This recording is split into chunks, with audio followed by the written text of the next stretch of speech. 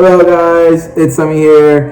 If you don't know me, I am a Brooklyn singer-songwriter here. I am reacting to Lady Gaga, Abracadabra. I was rewatching it. At first, it was really like hard for me to understand it. But I genuinely love the message now even more, and I actually love the music video even more. And I think this is like so beautiful, and it's actually the message that I need to hear personally for myself too. So I love when I get music that is like right at the time when you need it the most, like emotionally and mentally you get it. Like this shows the universe is like working on your behalf to send me good messages. But I just wanted to say thank you to those who have watched also my other K-pop video reactions. You are great. I normally do K-pop music video reviews, but I thought this was such a good music video and a good message. And I do love Lady Gaga, but I may not be as like well versed in her other works. Like so, please please excuse me if I don't know some of like her other works, but I do know the songs. But like in terms of, I'm not like a fanatic, but I am a fan of her. If that makes sense. Like does that make sense? Like I'm not a monster, but I am a fan of her, and of course because I see her in movies and other stuff as well. So and I genuinely like her as a person. So Lady Gaga, Abracadabra, though this music video, I saw it because I was watching the Grammys. And I was like, ooh, this is so interesting. And honestly, I was so confused at first, but like after watching it and then like reading the lyrics, because I tend to write down the lyrics, it was really beautiful. Like and the music video is just like, wow, like it's even more deep and more cool than I thought. Like the music, like the dance moves, the messaging about your inner mind, this huge start. Like, okay, let me not get into it. I don't want to get into it too much. I'm gonna play the music video, and what I tend to do is that like as we're watching the music video, we do a lyric breakdown while we're watching it along with the visual. So let's get into it. This is Semmie doing a reaction to Lady Gaga, Abracadabra. Okay, let's get into it. Okay, first of all, the look is really creepy, but also in a really good way.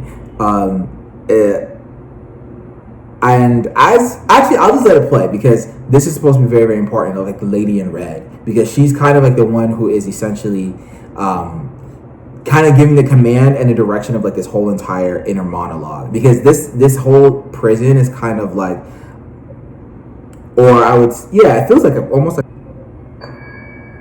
the category is dance or die. Interesting how everybody's dancing, right? And like the lady in red is looking at her like, girl, are you going to are you going to dance? She has like the whole, and then she finally starts to, right? But there was almost like this hesitancy. So she's like, girl, it's either dance or die. Okay? And finally, it seemed Lady Gaga, which by the way, this is like, I guess the one in white is like Lady Gaga's true self, like in the midst of the crowd where everybody's dancing and ready to get hype and everything like that. She's kind of like hesitant to like fully get into it. Lady in red is also kind of like the old version of Gaga, if that makes sense. The lady who is kind of like a director of sorts, who's kind of orchestrating this whole thing and is like, I'm giving you the command. It kind of reminds me also of old Lady Gaga, of like the monster Gaga. Correct me in the comments, but that's the vibe that I'm getting, and this is like the current Lady Gaga, who is in the middle of the whole ring of dancers and everybody, you know, vibing, almost kind of hesitant, and it's like, why are you hesitant? And that's what she's giving her to look like. You not gonna dance?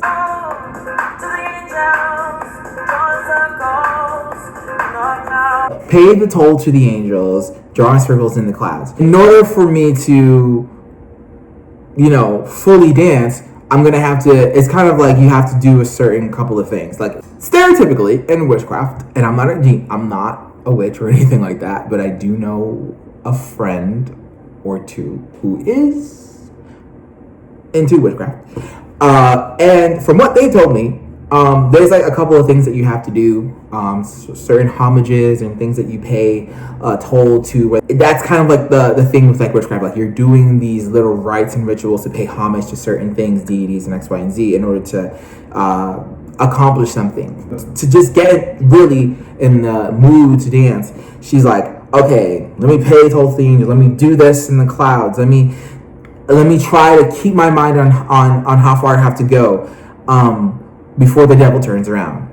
That hesitancy that she had before, it's like, okay, what was allowing her to kind of keep moving forward is like the mindset of like all the things that she possibly might have to do in order to get up moving and to kind of blend in with the crowd and start dancing. And I find that to be really interesting, because it's like, why couldn't she just dance just because her mind is suddenly not there. So it's the pre-chorus kind of goes into it, and it's just like, hold me in your heart tonight in the magic of the dark moonlight, save me from this empty fight in the game of life. Because she's dealing with a lot of stuff in her life, personal life, that's maybe not making her want to dance. It's like, I'm not in the mood to do this dance. Like, my mind is elsewhere, and I'm trying to just already deal with this game of life, or kind of like, not empty, but like futile, because life will do whatever it is, and we just simply have to like learn to, we can persevere beyond it with just a happy attitude. But at the end of the day, we don't have that much control, right? We don't have control over us and how we react to things. And so but when it comes to the pre-chorus, you say, hold me in your heart tonight in the magic of the dark moonlight, save me from this empty fight in the game of life, like a poem said by a lady in red. So the red one, right? The red one is, I think, is making a direction to her, where it's like, hold me in your heart tonight in the magic, because she's the one that's casting the spell. The lady in red is the one that's casting the spell, saying like, if you really want to dance or you can't dance, this is what you should do. Not just pay the toll to the angels and doing all this stuff. Hold me in your memory. Hold me in the way that you were before, in the magic of the dark moonlight, when you were going through all this stuff, and I can save you from this empty fight. Haunting dance. Now you're both in a trance. So she's kind of saying like, by doing that, what ended up happening is she got completely taken over by her old self, and then completely, almost as if she was like in a trance. The lady in red is looking back at her and saying like, keep this in your mind. Keep this in your mind. Hold me in your heart tonight in the magic of the dark moonlight, and it will feel like a spell took you over, and like you'll be in a trance.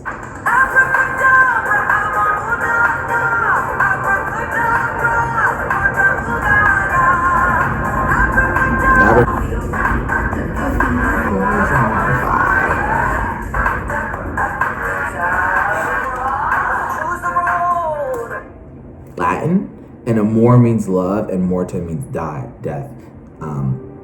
And specifically, I believe buried also, but like stereotypical death. Yeah.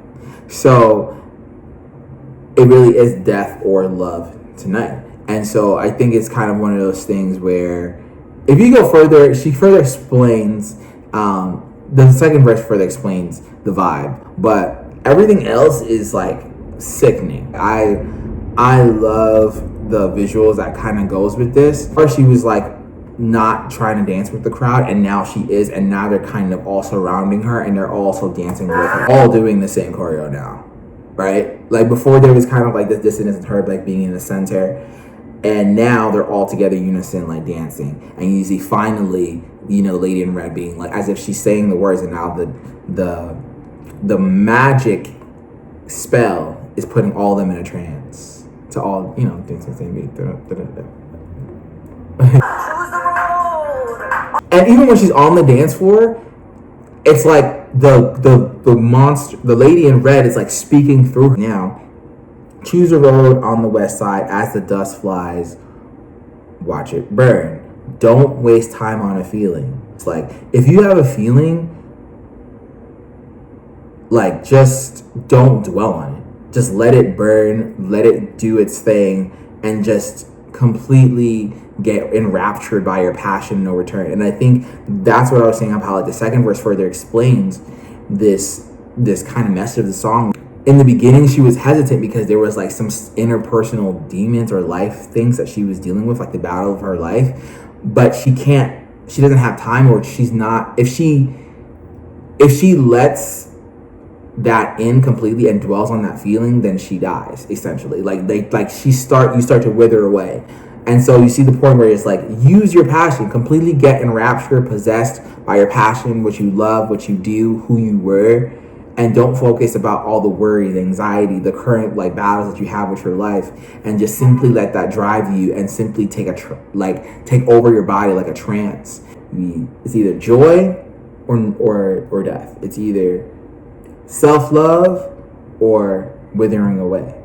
And it seems like that's kind of like the message. Just let that passion take over, even if you are dealing, or that you don't even have the feeling or confidence to fully push forward, because you have all these other things that, in your life that you're dealing with.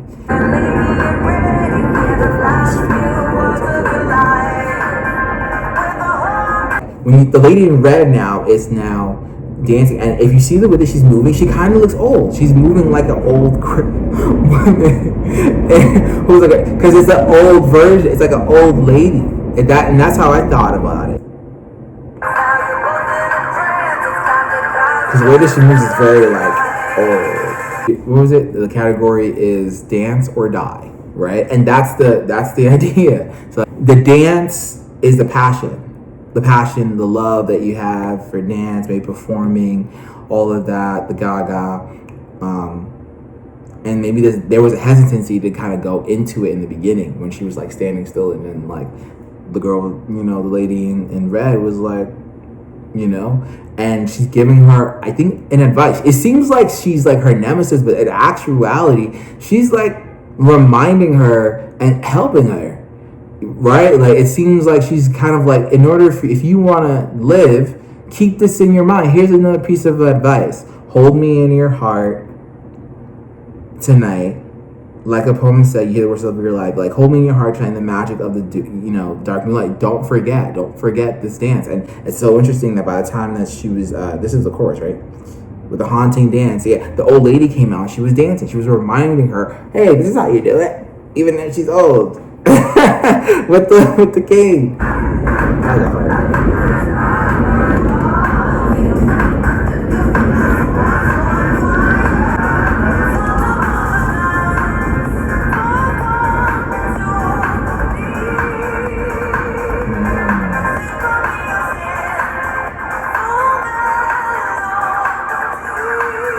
Like, if you don't know what a phantom is kind of like it's like a ghost shell of the actual human body. So it's a dead person, but that's come alive. So it's a shell of a person who's like a spirit that's almost on. And I find that interesting. She's like, phantom of the sing for me a simple melody, but it's like the Gaga performance version of which the lady in red is saying the Gaga who's the singer, I guess you can say, or whatever, like the phantom of the dance floor. She's not killing the vibe of the dance or of everybody, but there is like this resistance. So she's calling her like it's like you're kind of acting like a phantom. You're a phantom, you're a ghost on the dance floor that's linked. You're there, but you're not there. You're alive, but you're not alive. And so you're like, yeah, there's that dichotomy, which is like dance or die. So because she's like almost in between these two spaces of like, she knows she needs to dance so that way she can feel love and life and everything. But there's also this element of like, there's a resistance there with, still thinking about the last few words of your life. I guess a masochism or a negativity about the fight of life that you still have to go through that's making you not fully alive on the dance floor. Like, you're not fully alive on the dance floor because you think about all these other things. So like, you're kind of like a phantom on the dance floor, if that makes sense. Like you're alive, but you're not alive. And then it's like, okay, phantom of the dance floor, sing for me a sinful melody. Right, and I think that's what the lady in red is saying to the girl in white.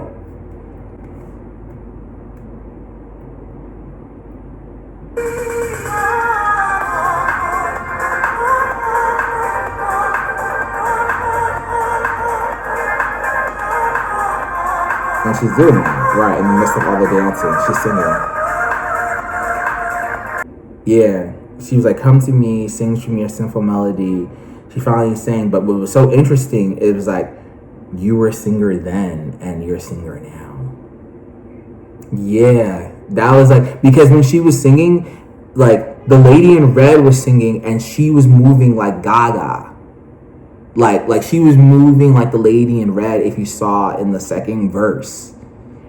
So it was just like, wait a minute, why are you moving like the lady in the second verse, but then like the lady in red is singing and she's talking to you to sing. Oh, why? Because we're the same person. Like, you get it? It's like the old version of me was singing already. And so in the middle of her like at the end of that part, the bridge, and she starts screaming, it's like she's like, oh no, I just realized. Nah, like the spell worked because it was a realization of like the lady in red and you are the same person and you are that same singer. You are the Phantom. We're both the same. So it was like a form of like embracing it, but it was I guess that version of her on the floor is kind of like a phantom. It's the version of her that kind of like, I don't know if it's gonna say it's a version of her, but at least in the mind, that version that was like hesitant of like doing it. It's like a ghost on the floor that was resisting the element of staying alive and letting the dance and everything performing and the joy, the passion fully enrapture her, if that makes sense. And finally the spell worked. It was like a realization, and then the lady in red won, because that's the moment where she screams and then she starts like, and she kind of like takes over she almost took over the Phantom like a trance. The lady in red won.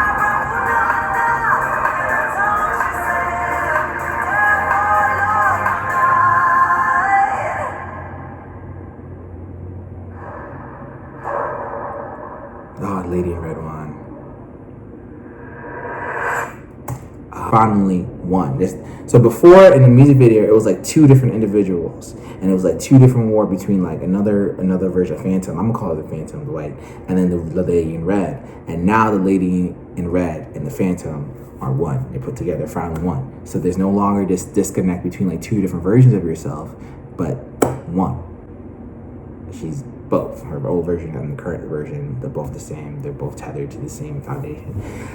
Okay, I love this music video. I think like it's so cool. Like now that it's like wow, this is deep.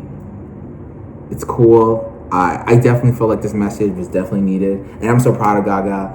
And and congratulations! I know she won also Grammy with Bruno Mars. Die with a Smile. So I can't wait to see what other songs are on the album and like what happens after this. Like if she releases another title track, like continuing after like this, when they're both together, or just like, you know, just dive into the rest of the album, because this music video is really, really cool. I really like it. This was so dope and so cool and inspiring. I can't wait to see the next song, next track. Thumbs up, thumbs up. Thank you for hanging out with me. I'm sorry this music video and this lyric breakdown was really long. But if you can give me a like and subscribe, I mainly do you know, K-pop music video reviews, but I also do pop music video reviews as well. So stay tuned and thank you for watching with me today. This is Semmie and we're out. Bye.